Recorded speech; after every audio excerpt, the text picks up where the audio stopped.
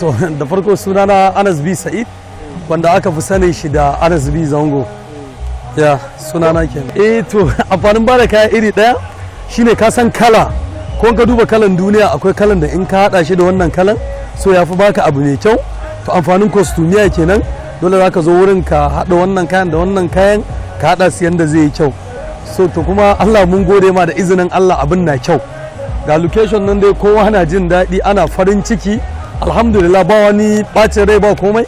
So jarumi in ka bashi kaya zai karba ya ji daɗi, haka jaruma in ka bata za ka karba ka ji daɗi. Ni ma ina ganin ko ni ma wannan babban nasara ce a wuri na sosai. To yanayin ba da wannan kayan, wannan kayan da aka ba wannan jarumi yasa sun zaka dauka ka ba kaman ka dauka kaya ka ba Ali Zango yasa ka dauka ka ba Alinu yasa ana iya wannan sai da su karba sa. Ai ba zai yi ba ai.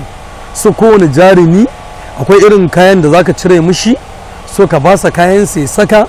So da kanan in ya gama sakawa da kanan sai kasuwa wurin siyarwa ko a wurin ma dai zaka iya siyar ma wani, amma ba zai yi ka ba ma wannan jarumin kayansa ka ƙara ba wancan jarumin ba a haka ai.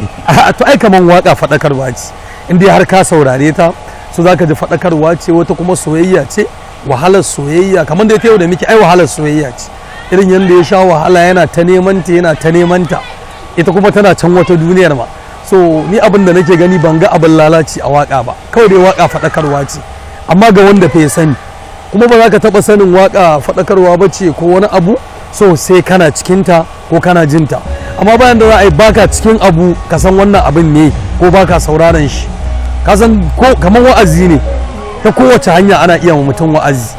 Wani yana wa'azin ta gefen waka, wani ta gefen nasiya, wani ya tare ka ya faɗa maka, dan duk abin da kake so ka faɗa a waka da izinin Allah an ka faɗe shi so director suka zo suka yi aiki zaka ga sako ya isa.